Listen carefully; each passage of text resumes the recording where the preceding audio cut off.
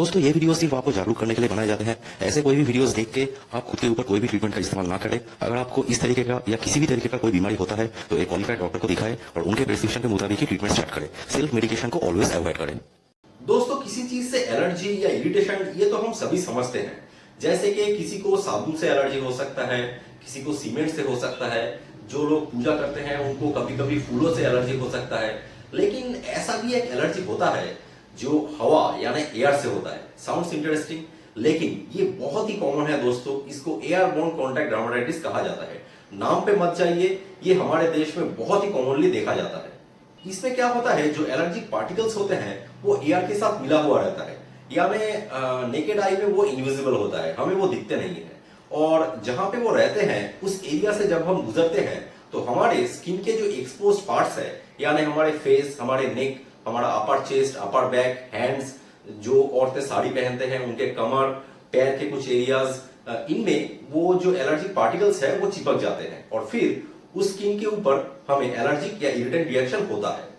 ये जो रिएक्शन होते हैं ये मेनली दो प्रकार के होते हैं। पहला आता है ऑक्यूपेशनल, यानी जहां पे आप लोग काम करते हैं वहां के एयर में कोई ना कोई वोलेटाइल केमिकल रहता है जिसके कांटेक्ट में आने से आपको एलर्जिक या इरिटेंट कॉन्टैक्ट डर्मेटाइटिस हो सकता है। और दूसरा प्रकार का होता है नॉन ऑक्यूपेशनल, जो कि मेनली प्लांट बेस्ड एलर्जन, यानी किसी पेड़ या पौधे से निकले हुए कुछ एलर्जिक कंटेंट की वजह से होता है। हमारे पास मेनली जो पेशेंट्स रोज आते हैं उनमें most commonly non occupational airborne contact dermatitis ही हम लोग देखते हैं, जिसका मेन रीजन है पार्थेनियम बोल के एक ट्री।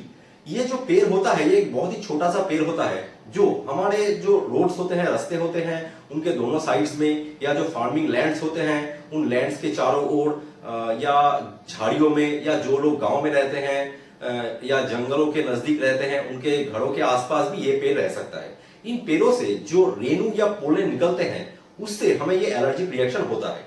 इन पेड़्स के आसपास से जब हम गुजरते हैं तो वो रेणु या पोलन हमारे स्किन के एक्सपोज्ड एरिया में चिपक जाते हैं और उससे हमें ये एलर्जिक या इरिटेंट रिएक्शन हो जाता है।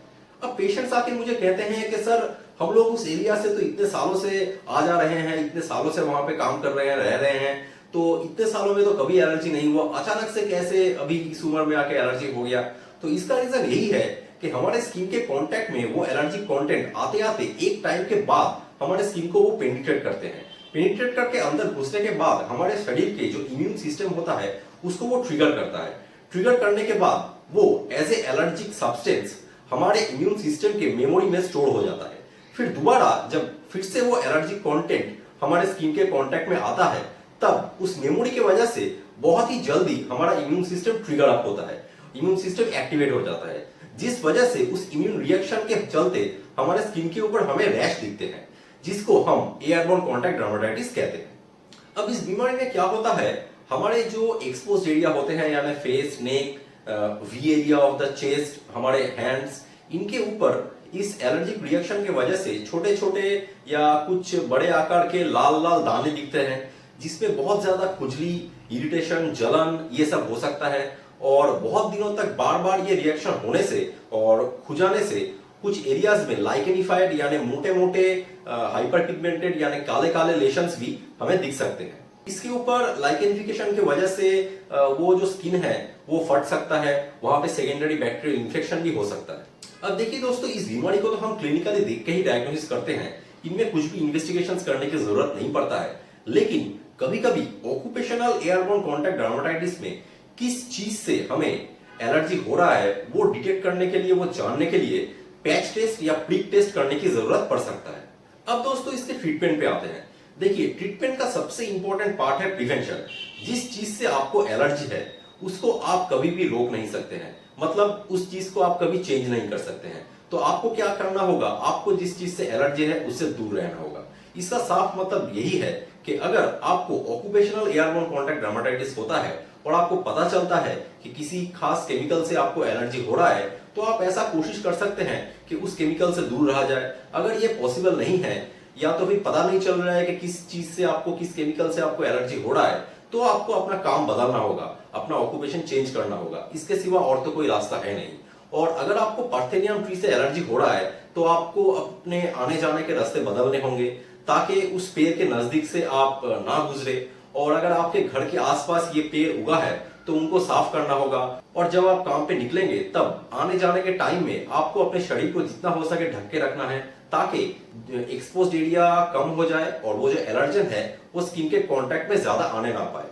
और आपके डर्मेटोलॉजिस्ट के द्वारा रिकमेंडेड एक अच्छा सा बैरियर रिपेयर मॉइस्चराइजर आप रेगुलरली इस्तेमाल कर सकते हैं। उससे क्या होगा, स्किन के साथ उस एलर्जी के कांटेक्ट और उसका पेनिट्रेशन बहुत हद तक कम हो जाएगा, जिससे ये एलर्जी आपको बहुत हद तक कम होगा। अब जानते हैं दवाई के बारे में। अगर पेशेंट को कोई सेकेंडरी बैक्टीरियल इन्फेक्शन है तो सबसे पहले तो उसको ट्रीट करना होगा। उसके लिए हम खाने का एंटीबायोटिक दवाई और लगाने का एंटीबायोटिक क्रीम और उसके साथ खुजली को कम रखने के लिए का दवाई देते हैं। सेकेंडरी बैक्टीरियल इन्फेक्शन ठीक हो जाने के बाद एबीसीडी के जो रैशेस होते हैं उनको ठीक करने के लिए मोस्ट कॉमनली हम लोग टॉपिकल कॉर्टिकोस्टेरॉइड क्रीम्स का इस्तेमाल करते हैं और खुजली को कम करने के लिए एंटीहिस्टामाइन्स खाने का दवाई का इस्तेमाल होता है। कभी कभी टॉपिकल कॉर्टिकोस्टेरॉइड क्रीम से हमें अच्छा रिजल्ट नहीं मिलता है, उस टाइम में सिस्टेमिक स्टेरॉइड यानी खाने का जो स्टेरॉइड दवाई होता है उसका भी इस्तेमाल किया जा सकता है। कभी कभी कुछ रेयर केसेस में या कुछ सीवियर केसेस में जब खाने के स्टेरॉइड कॉन्ट्राइंडिकेटेड होता है या उससे उतना अच्छा रिजल्ट नहीं मिलता है तो दूसरे जो इम्यूनोसप्रेसिव ड्रग्स होते हैं उनका भी इस्तेमाल हम कर सकते हैं। अब देखिए कौन से पेशेंट के ऊपर कौन सा दवाई अच्छा काम करेगा, कौन से पेशेंट में कौन सा दवाई देना होगा, ये बहुत सारे चीजों के ऊपर डिपेंड करता है, जो फिजिकली एग्जामिनेशन करके आपके डॉक्टर ही आपके लिए तय करेंगे। तो जितना जल्दी हो सके आप एक क्वालिफाइड डर्मेटोलॉजिस्ट को दिखाइए और इस बीमारी का आप अच्छे से इलाज करवाइए। तो दोस्तों आई होप ये वीडियो आपको अच्छा लगा हो। तो चलिए मिलेंगे अगले वीडियो में, तब तक स्वस्थ रहिए, खुश रहिए, दूसरों को भी खुश रखिए। नमस्ते।